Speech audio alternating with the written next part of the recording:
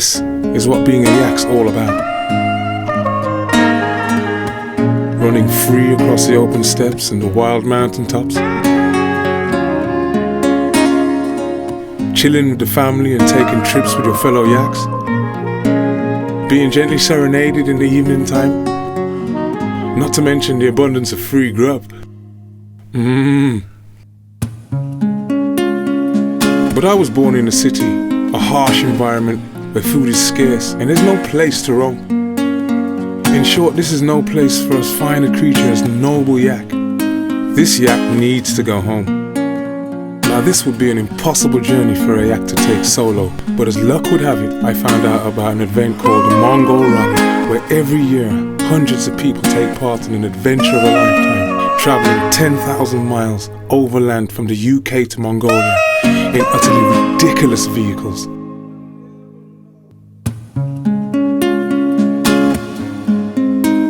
Grabbing this opportunity by the horns, I disguised myself as a roof box and enlisted the help of these 4 reprobates. Ed, an all-round handyman and a good guy to hang around with. Jack, a connoisseur of the finer things in life. Ollie, a seasoned traveller, but a novice driver. And Oscar, the joker of the pack, Wayne Rooney's long-lost brother. Yeah, it's definitely Oscar's fault. Everything's definitely Oscar's fault. Given his previous driving record, Ollie is by far the most likely to crash our car. I hadn't driven in a right-hand drive car literally since my driving test over 4 years ago. I think he's crashed pretty much every vehicle he's driven. Hopefully not ours, eh? I'm not saying that Oscar is irrational, but Oscar will have quite a... He always puts forward quite bizarre ideas which could be deemed as not being that realistic. Maybe we'll be like chasing after a wild horse in the Mongolian steppes, and I'll be up on top of the yak, and I'll leap from the yak onto the horse's back. I can see the future. It doesn't favor fun. Kind of fresh. After weeks of preparation, our bags were packed, the car was loaded up, and I was ready to return home. Too much confusion. Am I to come? Am I to go? Draw your own conclusions now. Some of you will never know. It's gonna be like love. Oh, yeah. And nothing can hold it now. It's gonna be hot like lava. Oh, yeah. We had arrived at Goodwood Racetrack, the launch point for our 10,000-mile adventure. With hundreds of teens all embarking on this journey, it should have been a time for celebration. But the news that Jack had had his Iranian visa declined and that Oscar's passport was lost in the mail meant our bonfire was well and truly pissed on. Ridiculous, man. Absolutely ridiculous. Pretty fun. Oscar would have to meet us in 3 days' time in the Czech Republic, so it was only right that, qualified or not, he would drive the famous circuit. Oscar, slow down! We're standing on the back of a car, sitting on a yak. This is literally the fucking sketchiest thing we're gonna do all trip. If we fall off, there's a good chance we'll die. Oscar is a bad man driver, not a bad driver. 1 man lighter, we were on the road, leaving these pleasant shores for the vast unknown, or as it's called on the map, France. It's the kind of shit Oscar would like to see. Yeah, man. I think he wasn't able to get his passport in time, so he's likely to be flying to meet us in Prague on Monday, and we'll go pick him up. So we've got 1 space in the car. We fill it with beer, we can fill it with liquor. With almost 300 teams on the rally, you're never short of company, and we couldn't have asked for better companions than Team Genghis. Top fellas, but they did still have one very important lesson to learn. Never, ever listen to Edgar Labour. Never, ever listen to me. Ed was basically saying that well, before we left England, he'd stood on the boot jumped on it, and then as it was going down, jumped off just as it was about to close. So Ed from the other team thought it would be a hilarious idea to replicate this feat, and managed to go straight through his windscreen, through the back window, smashed the whole thing, cut his arm, and now it looks fucking ridiculous. But they now have, thanks to the offcuts of fur from the yak, a charities can tell. It's probably best I didn't have kids. You don't want this sort of stuff getting inherited. Team Genghis in tow, we headed straight for the Czech Republic, where all the Mongol rally teams were congregating for an almighty party in the castle.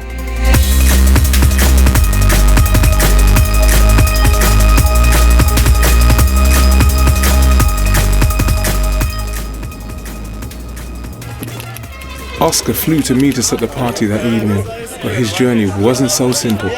I'm just arrived in the Czech Republic, and I'm in a rather dead out looking town called Plzeň. This is what it's like.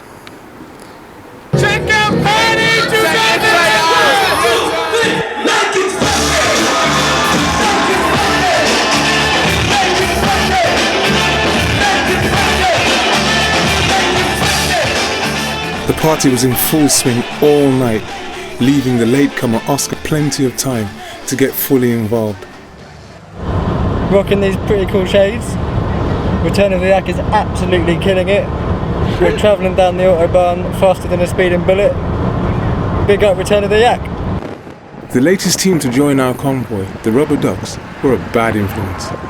It wasn't long until we were fugitives on the run. We were just stopping, jamming out in the petrol station when these policemen rocked up. They basically said, get the fuck out of our country with your roof boxes, because you're not allowed roof boxes in this country. Austria? Yeah, Austria. Come on, Austria, show us some fucking respect. We had no choice but to head back to more yak-friendly pastures.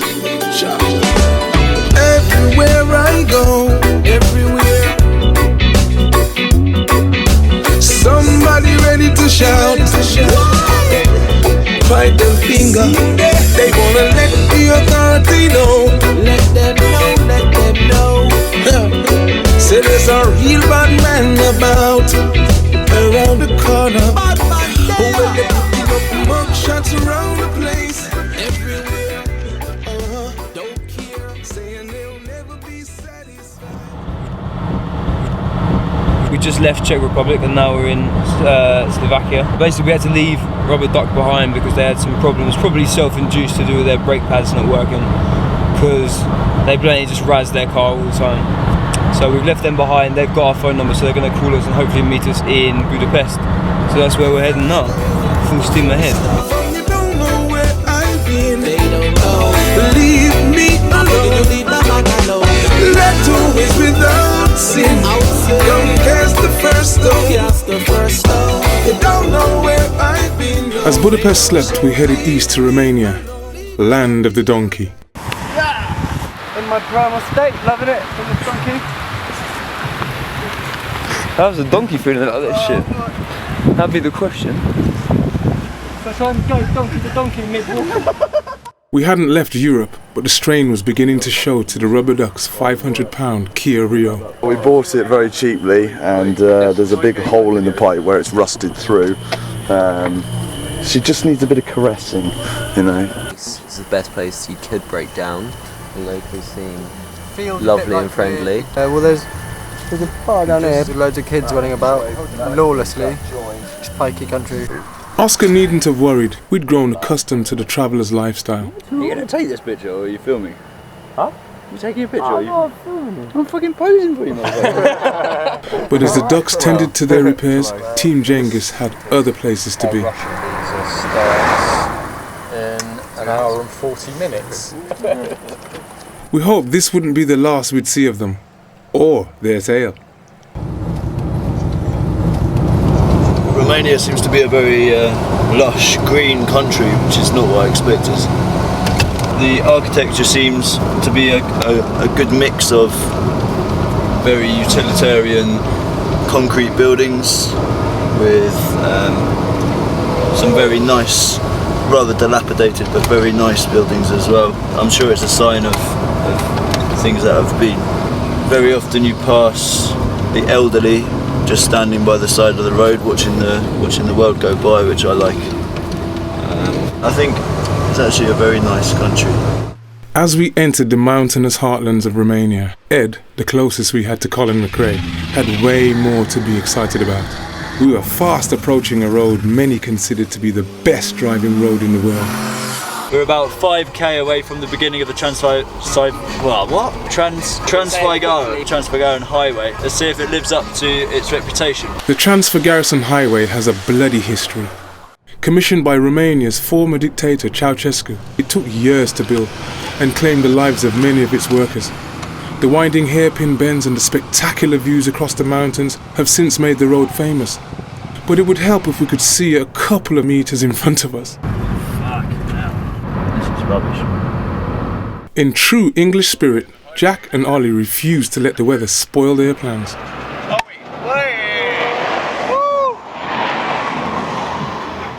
We're just coming down the other side of the Transfigarian Highway and we've run into another storm. It's very, very difficult to drive in. I literally can't see fuck all. We ploughed on, but the storm showed no sign of abating. It's about 1:15 now. Been driving along this windy, slow, bumpy Romanian road for about 2.5 hours now. It's absolutely bucketing down with rain. Slow going, but Romania's been in transition. It's we've been, I don't know, heading down motorways and sort of like big stretches of fairly good roads so far, and yeah, this is what the ride is all about. Eventually, we returned to civilization, but no one predicted the side of Romania that greeted us the next morning. Blue skies, sandy beaches, a place of outstanding natural beauty. We're in a place called Mamaia on the coast of the Black Sea. It's the first day that it's been ridiculously hot, the first of many, no doubt. It's got to be 30 degrees, everyone's sweating out. We're cooking a curry and rice. Partly because it's all we had, and partly because curry's well nice. Plenty of chilli sauce, and it's going to be bomb. We met this safe guy called John last night, who's apparently going to be taking us along to some exclusive style private party later on today. Absolutely banging. Falling on our feet, I think. That's a yak. You know, it's like Mongolian people. He's like, yeah, I know what a yak is. That's not a yak. Yak are părul lung. Măgarul e scurt, dar e măgar toată ziua. This is donkey. The yak has a fur, like big friend. But it's really, really funny. We're at the site of some free water skiing, jet skiing. So we're meant to be doing this, but what has happened is everyone just got really fucking stoned. So we're going to see how this jet skiing goes. It's going to be interesting. Yeah, Anthony's off on the jet ski. Man can't use scissors like on the jet ski. Tomorrow you come back. I want for you forever free jet ski. Yeah. Okay. Now that's an offer you don't refuse.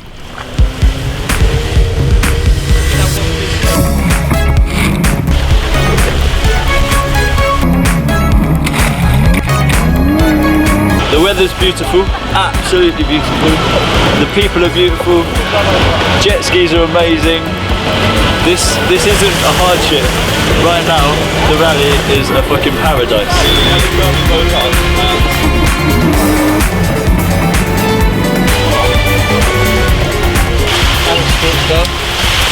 For you. Thank you. Thank you, man. It's a big pleasure. Thank you.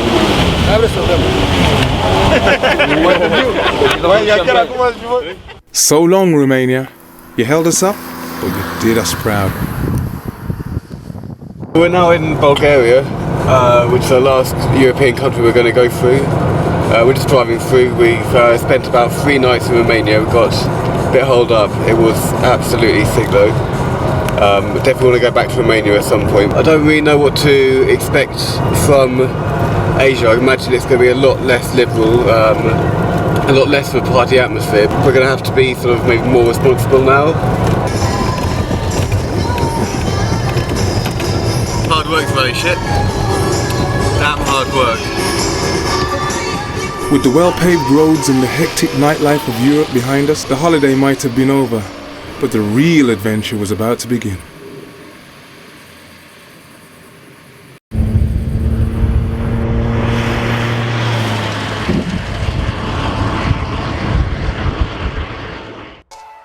As we entered Istanbul, we met with our local host, Thailand, who introduced us to the sights and the sounds of the city. We got to sleep about 5 last night after a hectic drive here, and we're just about to go into the city. All is well.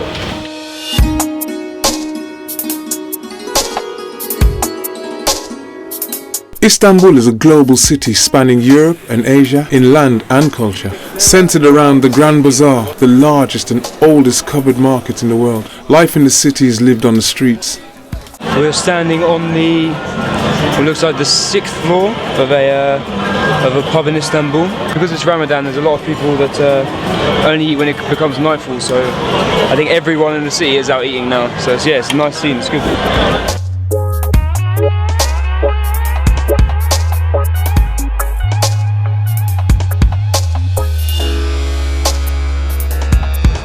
We're on the bridge here between Europe and Asia. Turkish driving is absolutely hectic, and everyone is looking at our car, which can't make much of any face, that's for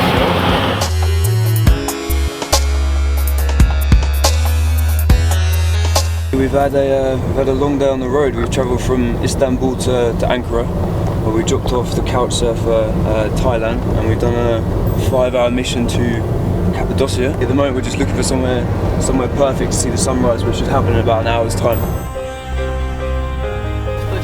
What? Yeah boy, that's worth the drive.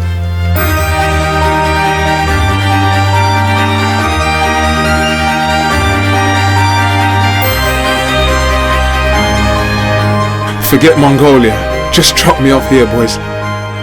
The firemen here are incredibly busy, so on the off chance there was no fires to put out, he'd water the flower goods. Jack was still without an Iranian visa, so it was time for him to part company and meet up later down the road. I'm about to get a bus back to Ankara. I'm going to meet up with Thailand, and we're going to chill in Ankara for a few days and then head back to Istanbul. Fly to Ashgabat, capital of Turkmenistan, to meet everyone. Big shame I'm going to miss Iran though, because it was the country I was most looking forward to. Right Jack, in a bit, just over a week. Take care of yourself. And you. With Jack gone, it wasn't long before we found his replacement. Teşekkürler. Teşekkürler.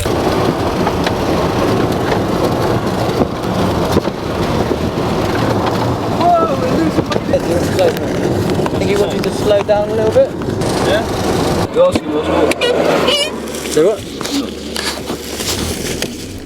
Well, I think it was too much for that brother. He couldn't handle it.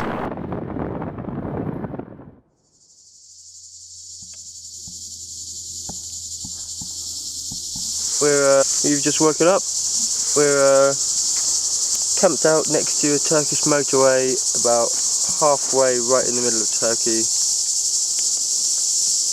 Last night we drank some salat, made a little campfire and went to sleep, and then we got woken up literally with ants in our pants, which is not too good.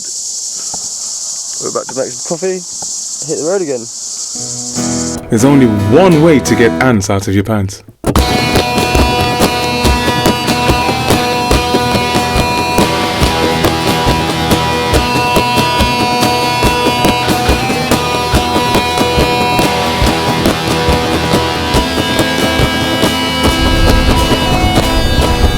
That is too good.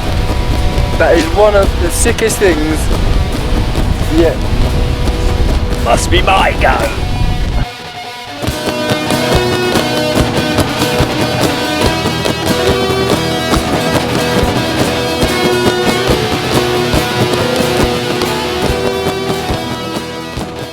Ed and Oscar weren't the only ones risking their life and limb on these roads, especially if Ollie's behind the wheel. This is what happens when you get in front of me in a car. You get absolutely squashed. So we're 80k from Cernak. Right, let's go. As we ventured east, our maps claimed that we were still in Turkey, although the locals would beg to differ. We had entered Kurdistan, a separatist and much disputed territory spanning Turkey, Iran, Iraq and Syria. This is a region renowned for hostility and conflict, and the military presence was hard to miss. Yani doğuda millet en çok Kürtlerle Türkler var. Türkiye'nin toprağı diyor, Kürtler toprağı almış, Türkler üstleniyor. Bu adalet nerede? Yani aynen film gibi olmuşlar, Amerika filmleri gibi. Mesela görüyoruz, filmler çok güzel oluyor. Ama burada gerçek olan şeyler filmler gibi görünüyor orada. The fighting in Kurdistan might grab the headlines, but our host wanted to show us the other side of Kurdish life. Bu Güneydoğu bölgesi bütün bölgelerden daha güzel. Şimdi misafirperverliği var. Her şey var Güneydoğu'da. Ama Batı'da yok öyle bir şey. Batı'ya gittik, 3 gün orada kaldık. Biri bize bir çay ikram etmedi. Bakıyoruz bize gelen herkese. These guys have invited us into the petrol station. We're playing games, also smoking in the no smoking area of the petrol station, having a good time. So thank you guys. Thanks for having us. Thank you. We had been thankful for all the hospitality we'd received throughout the journey, and seeing what lay ahead, we needed all the goodwill we could get.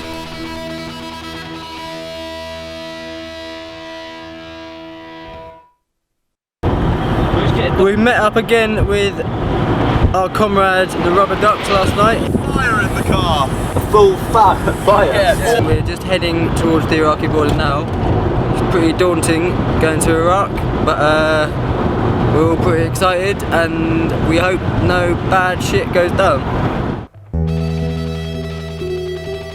We had been told to stick to the safer Kurdish region in the north of Iraq, but with back roads like a Minotaur's labyrinth, we came dangerously close to ending up in Mosul, one of the most hostile and dangerous cities on the planet. It was time we got some guidance.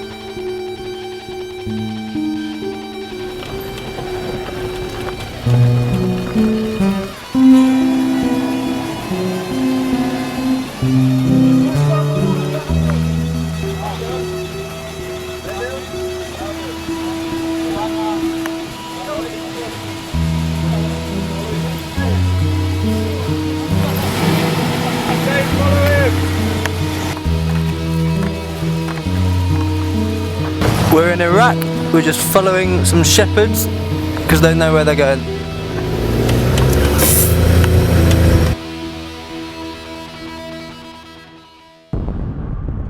Iraq may have a reputation, but did that bother us? We're in motherfucking Iraq!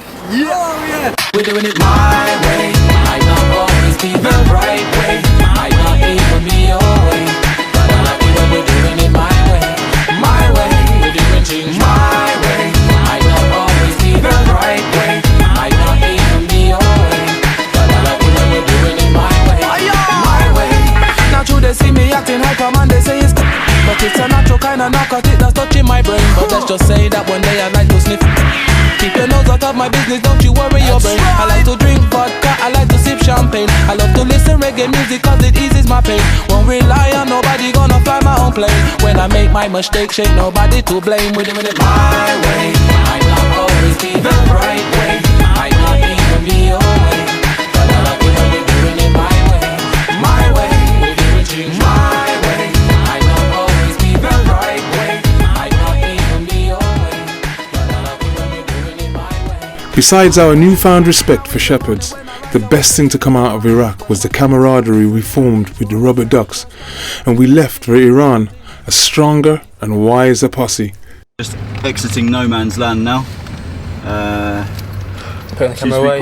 I'm putting the camera away. Knowing that foreign media was heavily restricted across Iran, what little filming we did was done with great caution.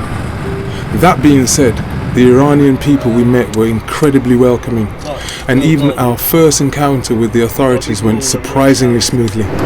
So we got pulled over for doing 133 kilometers in, is it like an 80 zone? Yeah, 80 zone.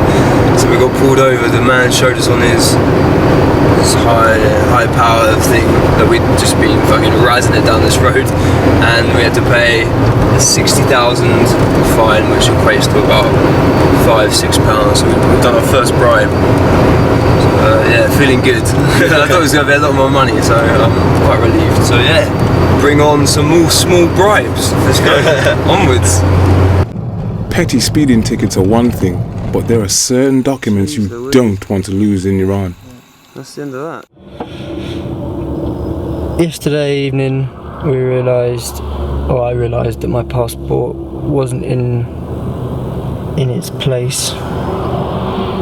So me and Ollie drove back in the middle of the night for several hours to go and look for it at this cafe. But it wasn't there, I'm afraid. So I now have no passport, and that's the end of my trip.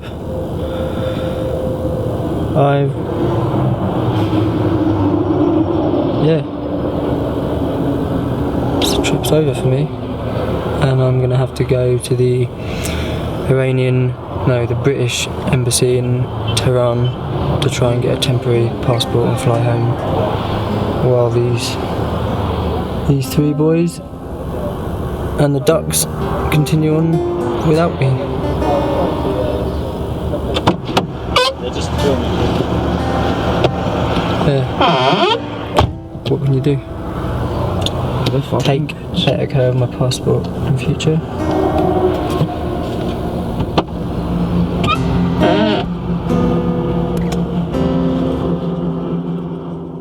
Oscar's fate was now in the unforgiving hands of the Iranian bureaucracy. There was little we could do to help but bid him farewell in Tehran and continue on our journey with a heavy heart and erratic driving. Alright, so basically, Ollie was reversing down a hard shoulder because we took a wrong turn, and decided to scrape the side of the car all the way down the metal barrier. This is what used to be part of our door panel with Thailand's writing on it. This is where it came out, and here's the man responsible. What do you have to say for yourself, you motherfucker? I need to practice reversing a bit more. It adds character to the car. Me and Ollie have just made it through the Turkmenistani border. It was an ordeal, to say the least. They basically took as much money as they could off us and gave us very little in return. So we're now in a big convoy of, I think, some more have joined, so a big convoy of about eight cars now. And yeah, we all got fucked on the border basically. After the trials of last week, we reunited with Jack and the morale was high. But after 3 weeks on the road, Ed had only one thing on his mind. Yeah, it's alright, man. Pretty good. It's quite hot. It's quite hot. Yeah. What do you mean? Yeah. The city is the most bizarre thing. We came from the Iranian border. We're coming down out of the mountains, and it just opened up, and there was just loads and loads and loads of just immaculate white buildings. Most of them are sort of accommodation and official buildings, but there's a couple of hotels. Everything is immaculate, there's no one about. And we parked outside the hotel. The staff are loving it, I'm loving it, Jack's loving it, this guy's loving it. Yeah, I'm loving it, it's a great, superb, really. Good luck. The warm welcome we received went against what we'd heard of Turkmenistan as a secretive state operating on a cult of personality. But as we drove through the capital Ashgabat, the reality became apparent. The buildings were impressive and eye-catching, but appeared to be unused, while the huge gold statues told us all we needed to know.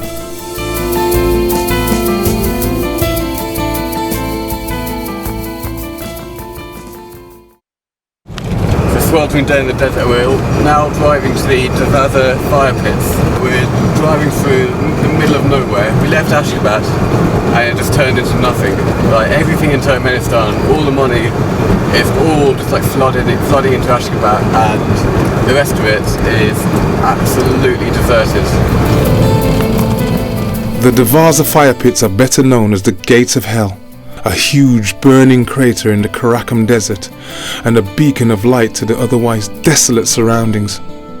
Right now we are in what is called the Gates of Hell, and before I came here I thought it was a bit of a naff name. I didn't really think it would live up to it, but it does. This place is insane, absolutely insane. Like much else in Turkmenistan, the spectacle of the Gates of Hell was tainted by its history.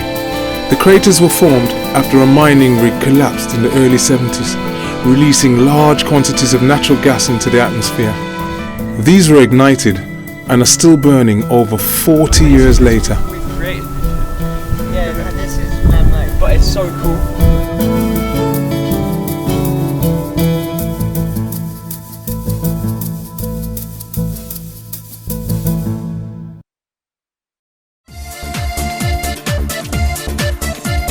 3 weeks and 5,000 miles into our epic adventure from the UK to Mongolia, we entered Uzbekistan in the heart of Central Asia, one of only 2 doubly landlocked countries on the planet.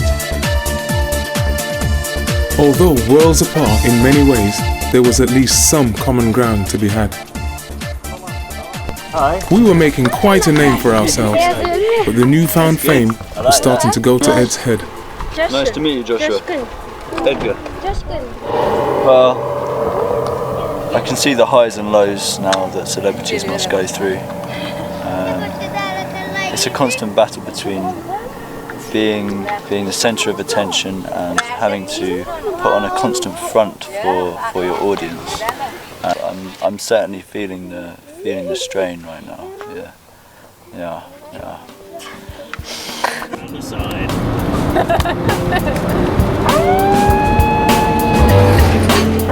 The bumpy potholed roads through Uzbekistan had a rich history. This was the Silk Road, the ancient trading route linking China to the west. Cities such as Samarkand and Bukhara are some of the oldest inhabited places on the planet, and we took time out in this crossroad of cultures to reflect on the midpoint of our own journey. Yeah, we're now in between Samarkand and Tashkent. Probably going to reach, well, we can reach the border tonight, but we won't be able to cross it till tomorrow, likely. It's going to take a while. We want to search all of our stuff.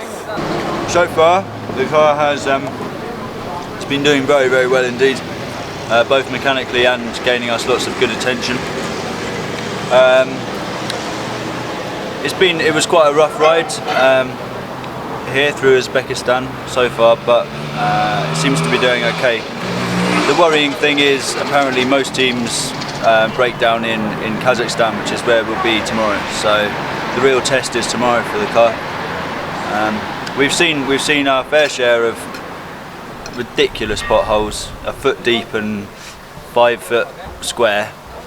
You hit those at 60 miles an hour, it really shakes your bones. Basically, on this trip, my health has been amazing up until we arrived in Nusul 2 days ago, and I think I got food poisoning the night we ate out. It was probably like a chicken dish we had. So the following morning I had horrendous diarrhea, shit my pants everywhere.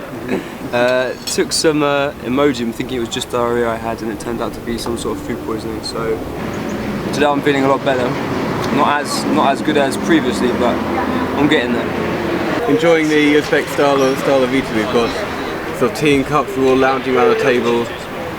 Don't know what this is, but it's been quite nice so far. People have been generous. They've been giving us quite a lot of free vodka, which is always what you need on the road. Our main aim in Uzbekistan was to visit the Aral Sea, which over the last 50 years has been depleted to around 1/10 of its former size, destroying the health and livelihoods of countless people.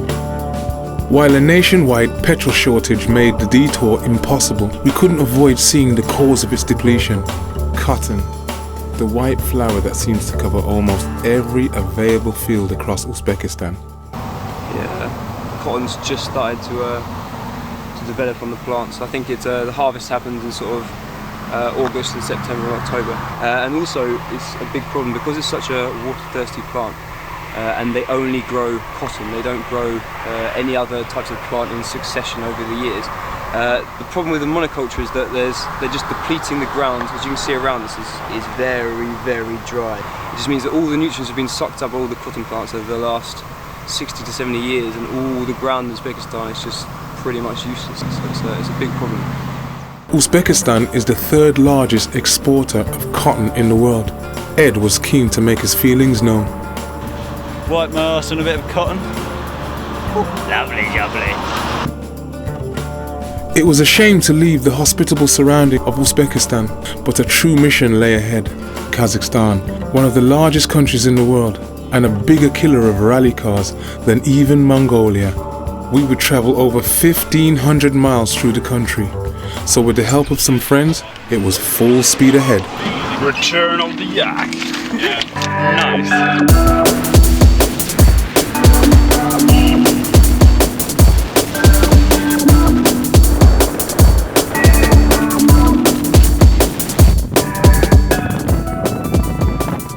Living in the confines of the Skoda Fabia for over 10 hours a day was doing strange things to the team. So it was time to break out and head for the mountains. Under a starry sky, we set up camp in preparation for the next day's hike. Yeah, we woke up this morning, Ollie's not feeling his usual bubbly self, and rather than setting off on a big hike today, we took time to do some much needed TLC, much needed repairs. So I mean, it's important we make it to Mongolia. It's also important that Yoda makes it to Mongolia. So yeah, we can't have him flagging. And if he turns up and the ladies think he's got a floppy horn, they won't want that. So got to make sure it's solid. He's back to his good old self, and hopefully he'll stay that way. Yeah. Till we reach Ulaanbaatar. Yeah, that's the one. All right. What happened here is we left the campsite because dispute with Price with a mad fat Dutchman, and we thought we'd try and climb the mountain ourselves, and we thought we'd drive a bit of the way up to get out of sight from the road, but things took a turn for the worse. Try and bump this car out of this ditch. If it doesn't work, we're fucked, and we rely on the man we just pissed off to pull us out. But if it does work, then great. Here we go. Alright.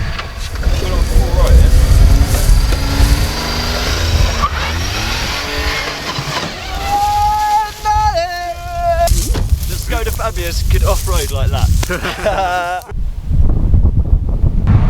After that little stunt, a warning light came on, and it looks like our radiator is leaking quite badly.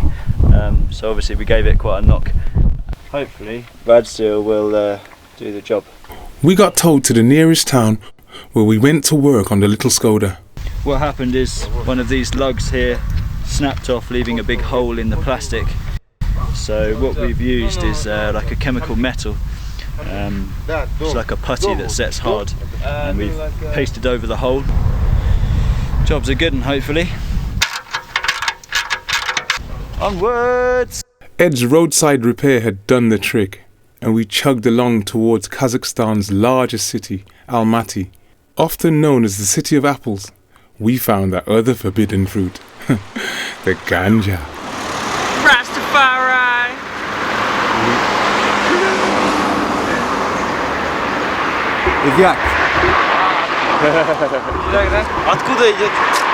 We're just outside Almaty, the biggest city in Kazakhstan. This is hopefully where we're going to meet up with the ducks again after a week and a half. They've been a bit waylaid because they lost their car key, but we got a text last night saying that they're $500 down but on their way. So who knows what they're going to turn up in. Getting ready to go out. There's an American guy that's also on the rally, staying at this big hotel over there. I think we're going for a barbecue and some beers, and then we're going to go clubbing probably and see what's going on in Almaty. It's going to be fun. Yeah, we arrived and the ducks have already sorted everything out, so it's perfect. So us and the rubber ducks had a big night out in Almaty. We started off in bars that resembled strip clubs.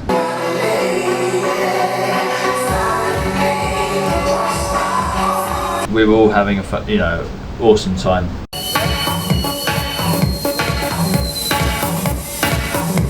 The events afterwards were harrowing, to say the least.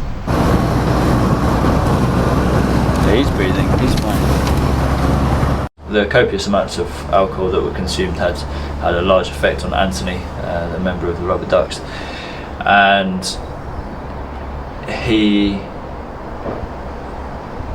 it basically clouded his judgment to the extent that he jumped from a tree onto some concrete and severely injured himself. That's an end to a manic night that we've had in Almaty. We got chucked out of the last club, we've drunk a lot of beer, we've danced to some mad music, And yeah, now we've got a bleeding body in the back of our car. The news from the hospital was far worse than we had feared. And at first we were like, okay, right, let's cut his head open, let's take him to hospital, get stitched up, maybe he's broken his arm. But like in the morning they came out and they're like, oh yeah, we've like removed his kidney and his spleen, and he's fractured his skull and he's unconscious. And like, we've been here now, this is the second day we've been staying, and he's been unconscious for 2 days now, but they think he might come back round soon, because they've stopped him like with the anaesthesia stuff. But yeah, it's not all good on the road at the moment. On our third day in Almaty, we finally got some positive news. This is the hospital where Bud is, and I think he'll be here for a while, but things are fairly promising now. Like, it's responding a little bit to stuff, so... Yeah, and his parents are going to be here either today or tomorrow, so it's just a waiting game. We'll get that all sorted, and then hopefully we'll be back on the road and catch up with you guys in the next few weeks. And we're setting off with heavy hearts. We've had both amazing highs and massive lows being in Almaty. A big blow to us being on the trip, and also, well, more importantly to the whole of their team and Anthony himself. So we wish them all the best of luck. Our thoughts will be with especially Anthony to get better as quickly as possible, also his family and Tom and Chris. And the next 2 days are going to be spent for us just completely bombing it. We're doing 2-hour shifts, driving, going to plan to drive throughout the night to try and get to the Russian border, and then do the mission to the Mongol border in as quick as time as possible.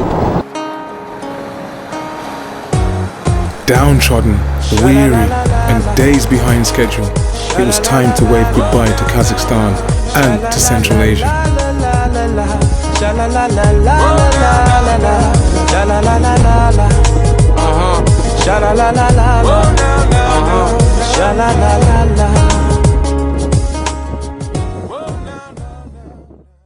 We just stopped for breakfast. On the way to the Russian border, we've been driving for 16 hours straight now. We're all pretty tired, but a nice bit of cereal will sort us out. A cup of coffee. We had entered Siberia, Russia's wild east, and the penultimate country of our journey. While you wonder how anyone survives in this extreme climate of hot summers and some of the coldest, most brutal winters on earth, the locals did have some tried and tested methods. We're about 2 minutes into Russia. The Russian police have just stopped us, brandished this at us, and said, "You must fucking drink, otherwise we chuck you back out again." If we're going to get to the Mongolian border, we need some of the world famous alcohol and energy mix Russian delicacies. Namely, funky juice. Funky juice! Funky juice! Funky juice! Ow! Ow! Trophy and Jaguar, the one with the bite. Oh my god! Oh my god! If you just want plain vodka Red Bull, bad man style, this is the one for you. Jaguar ting. I'll drink to that. Oh yeah. Mash off my nut on it. Driving through Siberia, it started off pretty grim. Now we've found this beautiful riverside, and we're gonna have a fire, camp up for the night and hit Mongolia tomorrow. Everybody in the Vango one? Everybody in the Vango.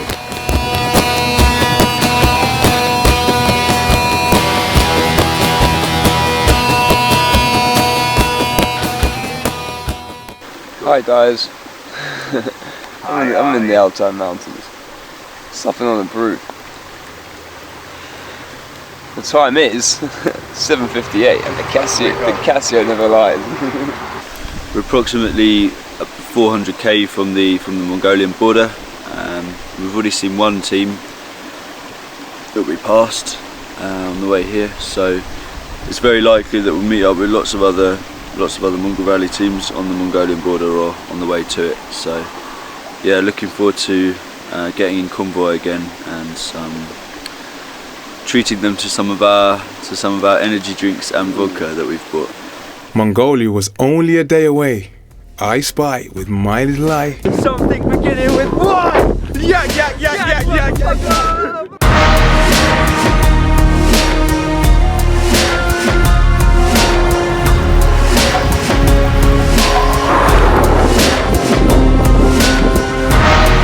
I was back with my brothers, and the boys had joined up with 2 more rally teams, an ambulance, which could be useful, and 3 hapless guys in a punto. We decided then and there to take on Mongolia together. And as they say, once you ride the yak, you never turn back.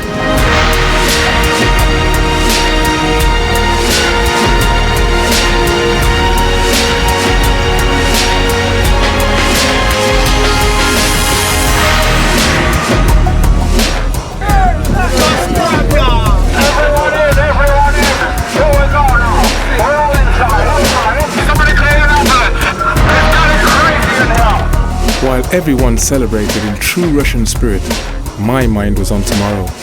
Mongolia, baby, I'm coming home.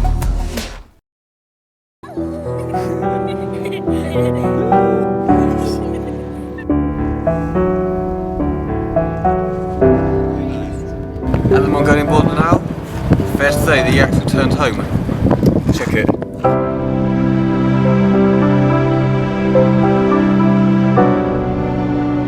Mongolia, that's what I'm talking about. Home to just 2.5 million people and 600,000 yaks. This is the most sparsely inhabited country on the face of the planet.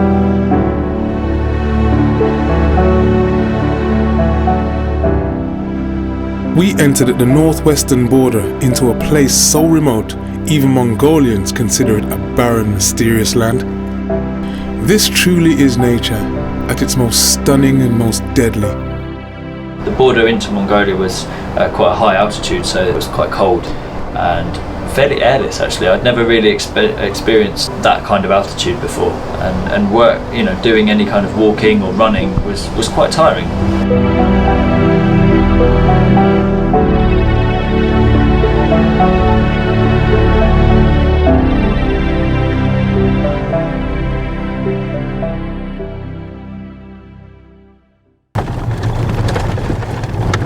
A country this sparse has little need for highways, and what roads there are in Mongolia are corrugated tracks lined with jagged rocks, waiting to strike any tire that strays off the beaten track. Terrain like this is no place for any vehicle, let alone a Fiat Punto. The defibrillator is no more car. That was it. And the HT cables have burnt themselves out on the 9-volt sockets. The road's been horrendous, and probably only got about 100 miles to the border. So at this rate, we are well behind. Got a week to go until the last party, so that's what we're aiming for. Both quite having easy. Rumours we've heard about the Mongol roads are no fantasy. These roads are merciless. They've already taken 1 victim, just up ahead, getting pulled by the ambulance in our convoy. And I'm not too sure about our chances. We've already taken an absolute beating to the underside of our car. Luckily we have a sump guard. We've got over 1,000 miles left over, so we're keeping everything crossed. And hopefully we have a safe journey. We negotiated our way to the next village, where we were to meet some familiar faces. Yeah, so basically we left Bud in Almaty. We thought he would want us to go on and finish the rally, so we left him, and we're in Mongolia now. And yesterday we got a call from Bud's mum, Caroline. She's in Almaty with him, and yeah, he's woken up, and he's all back to normal. He's still himself, so that's really good, and you know, we're all really happy about it. So we just drove 2 days non-stop, like slept maybe 2 or 3 hours in total, and just did shifts, one driving, and then we got caught up with the yaks, and now we're back with everyone else, and things are good.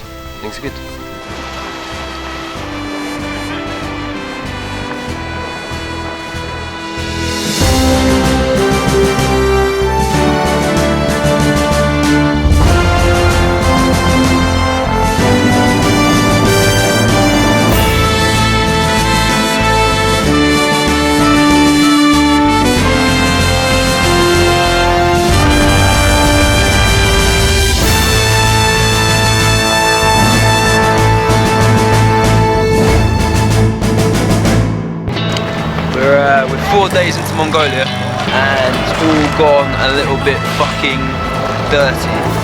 The other cars are looking absolutely battered. Rubber ducks, look at this guy. He looks got a bit of an eye infection as well.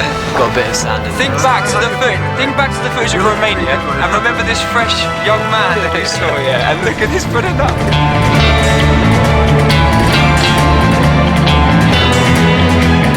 Love the yak, the best yak ever. That is sweet.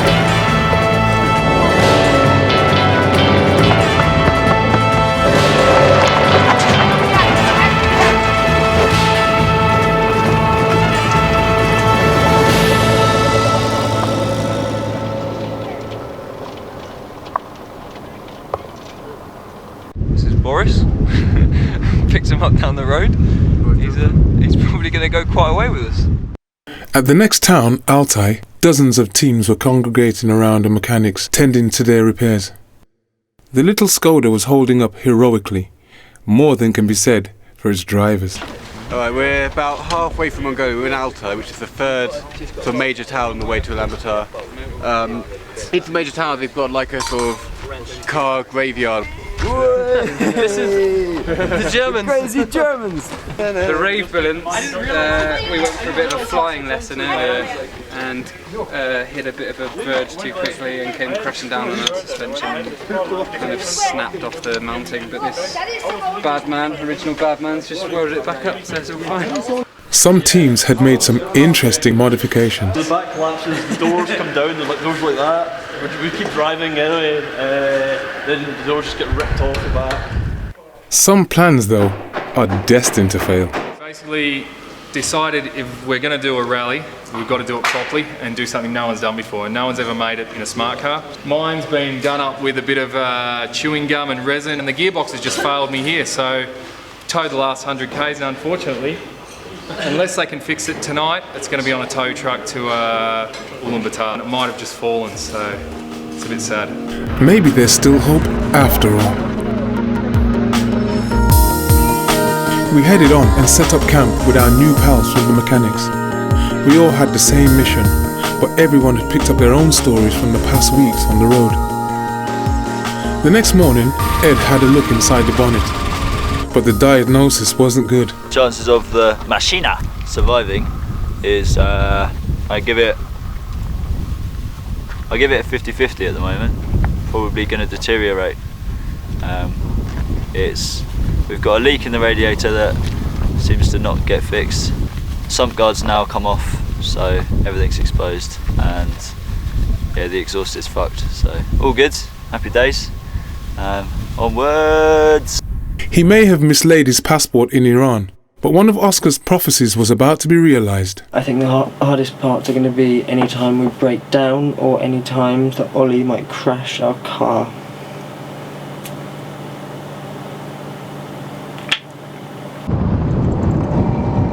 We've been making good ground today. We've probably been driving between 40 and 50 miles an hour for the last couple of hours. Ollie is by far the most likely to crash our car. Basically, I wasn't paying attention. You know, you just get lulled into a full sense of road security. I think he's crashed pretty much every vehicle he's driven.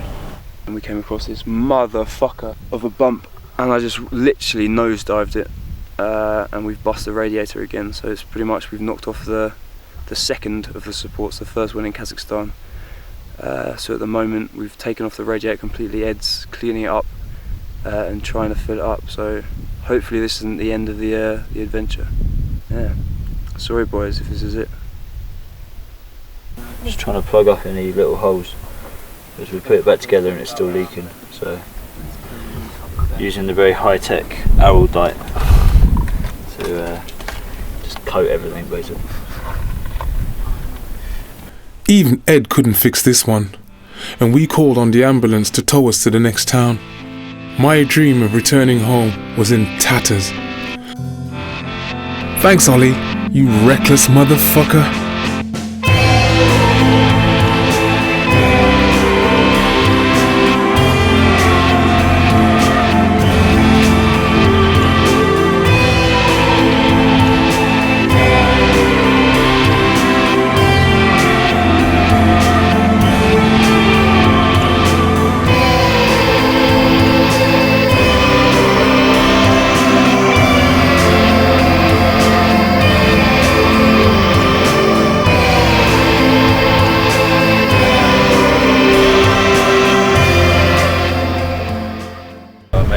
fucking nightmare. Everything's going wrong. It's ridiculous.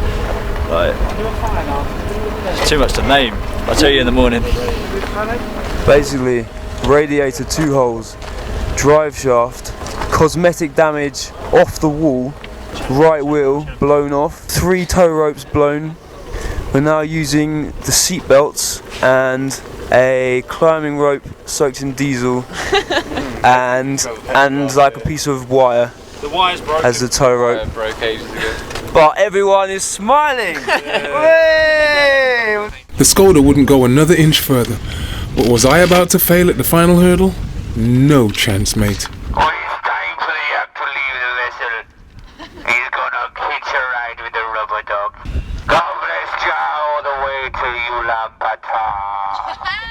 I was back on my way, bound for Ulaanbaatar.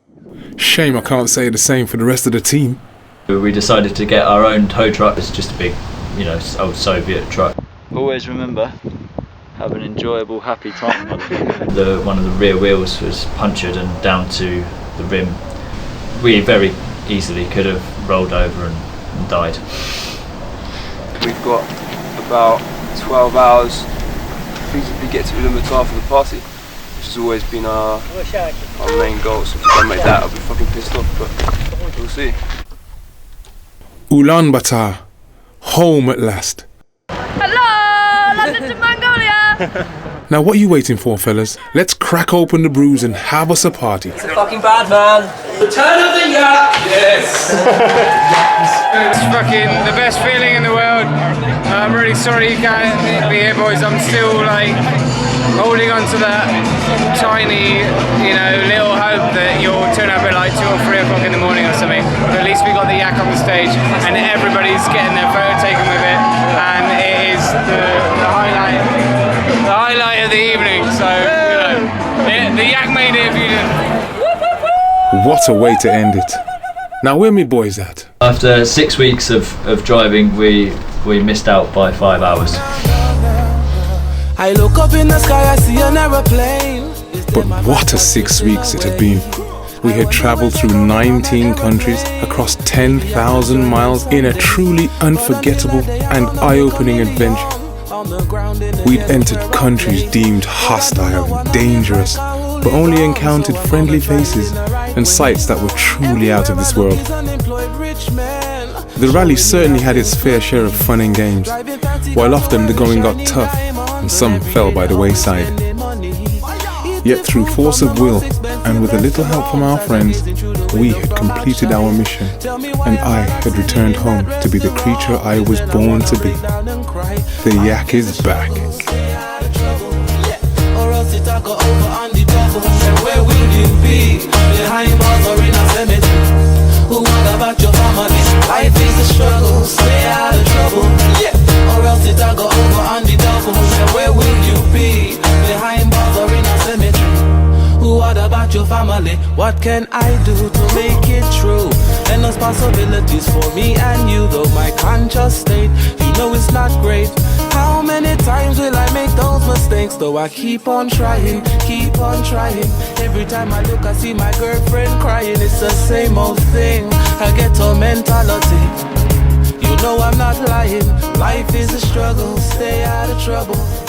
Or else it'll go over on the double. And where will you be? We're about 50k out of Ulaanbaatar, and we thought we'd take the opportunity on a nice sunny Tuesday morning to shoot the yak with an RPG.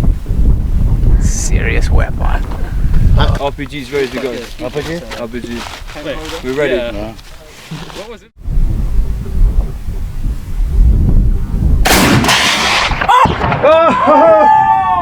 We just hit the yak perfectly. Absolutely perfectly.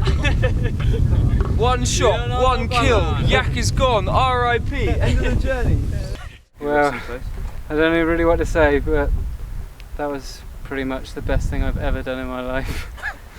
So, the yak, he made it all the way. Travelled on 4 different cars? Yeah. 4 different vehicles. And then I fucking nailed him with a bazooka. This is how you end it? Blowing a brother up with a bazooka? Man, a motherfucking live.